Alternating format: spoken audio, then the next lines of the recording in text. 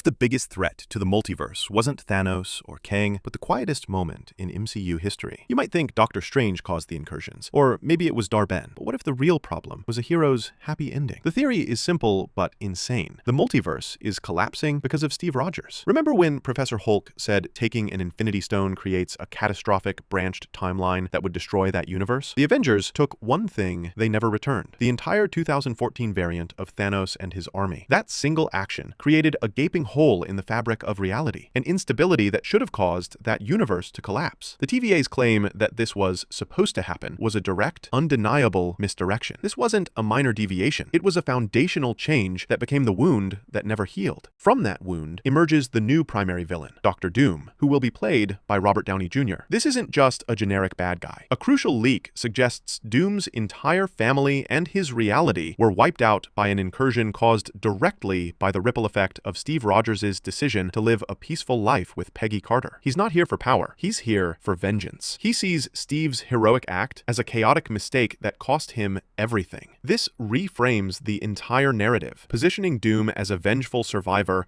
and the protagonist of his own story. A man who sees Steve's hope as the source of chaos that must be brought to heel by absolute order. The conflict is no longer just good versus evil, but an ideological battle between a hero who acted out of hope and an anti-hero who sees that hope as the source of chaos. The casting of Robert Downey Jr. isn't just a marketing ploy. It is a direct link to the emotional legacy of the Infinity Saga, a spiritual continuation of the rivalry between Tony Stark and Steve Rogers. To achieve his vision of a perfectly ordered multiverse, Doom will weaponize the very thing that started the chaos. He'll find and recruit a multiversal variant of Steve Rogers, a Captain America from a timeline where Hydra won World War II. This Captain Hydra is the ultimate symbol of twisted order. In the comics, his memories were altered to make him genuinely believe he was a Hydra sleeper agent from birth. He isn't brainwashed. He is an idealist who genuinely believes he's doing the right thing, creating the perfect emotional foil for the final fight. Doom is not just looking for a pawn. He is looking for an icon to weaponize, a devastating move that perfectly aligns with his character as a man seeking to impose order on chaos. And one other character knows all this. Loki, as the newly crowned god of stories, can see the entire causal chain from his living throne at the end of time. He understands the full scope of the crisis and recognizes the paradox that started everything. He knows the key to resolving the incursions